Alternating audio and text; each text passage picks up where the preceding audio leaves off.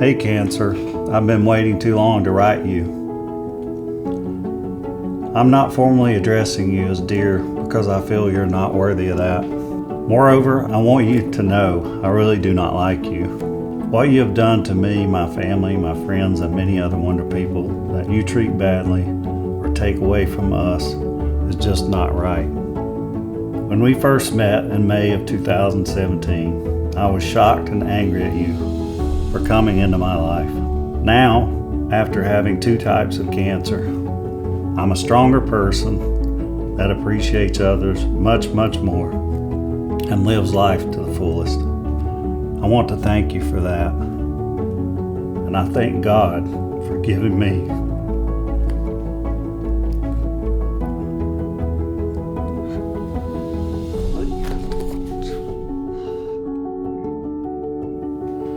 For giving me the faith and strength to take you on. That May 2017 for me was just another day at the gym after work. I was doing exercises on the floor and noticed an unusual, very small, dark colored, tiny bubble looking spot on my leg. I didn't think that much of it, but I showed my wife.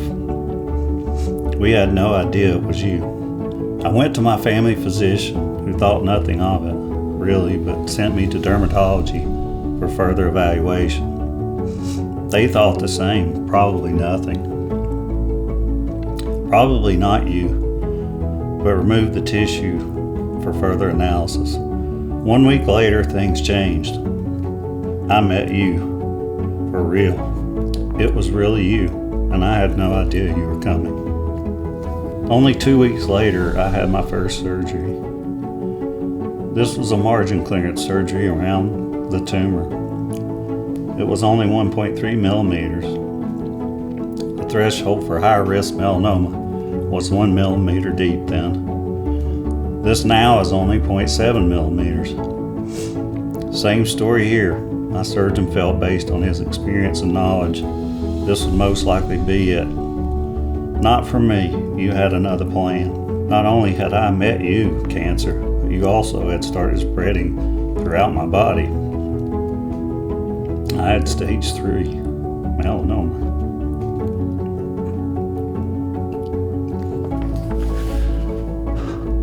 Sorry.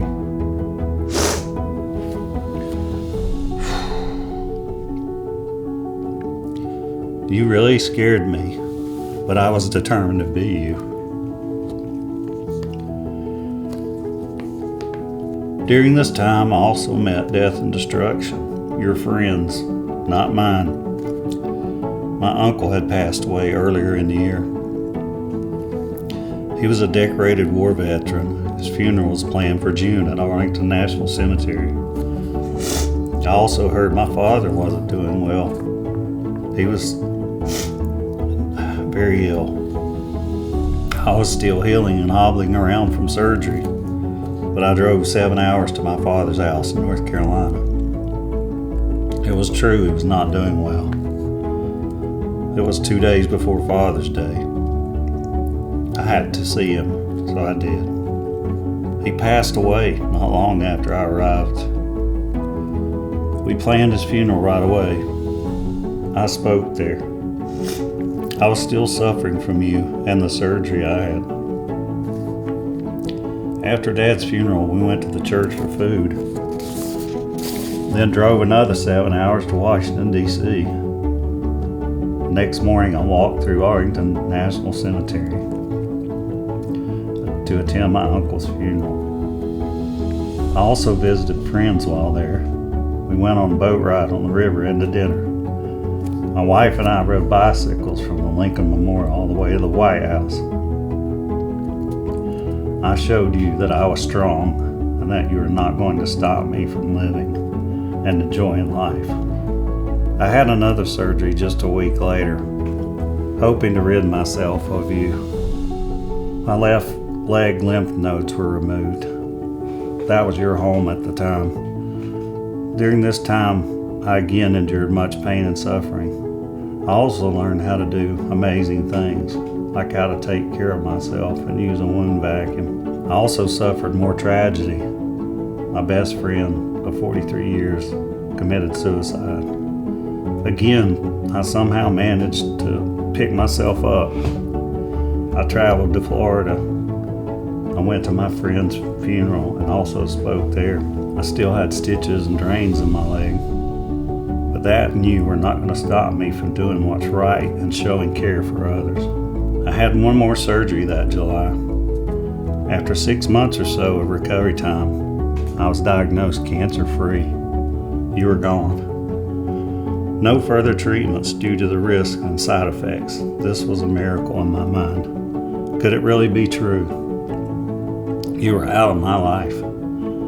Thankfully, early detection and great medical care had saved my life.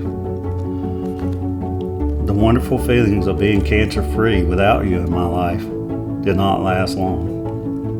In the summer of 2018, I was at the dermatologist for a checkup. And oh, by the way, if anyone who hears this story doesn't have a dermatologist, you need to get one. They are lifesavers themselves, early detection experts. I had to have another biopsy done. I was diagnosed with non-Hodgkin's lymphoma. I had to have more tests to determine what type. You had me worried again. I had no idea why you came into my life again, uninvited. Nevertheless, there we were, back together again. I guess you thought we were friends, but no, I did not like you at all. As it turned out, my diagnosis was CTCL, or contagious T-cell lymphoma. This is a skin condition, and you were not in my bloodstream. You were a non-life-threatening condition that can be treated and managed. I may have to live with you forever, maybe not. That's to be determined and remains under debate. I have won the battles against you for now and plan to continue to win. There are moments when I wonder where you are. I worry sometimes that you will come back one day, but I do not dwell on where you are. Just know that I am ready to take you on if you return. Here's why. Things are different now. I have a wonderful network of family, friends, church, and medical experts ready and willing to help and support me at all times. I was fortunate enough to have a friend introduce me to the Courage Through Cancer organization. This has been a great experience. I have met so many people whose lives that you have interfered with. It is astounding. I want you to know they don't like you either. All of them have gained strength from their experiences with you. Now, we are more ready than ever to fight you and win. You woke something up in me that I didn't know existed.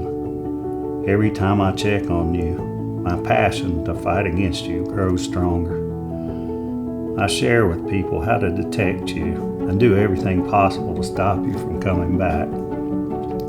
We do not want you here.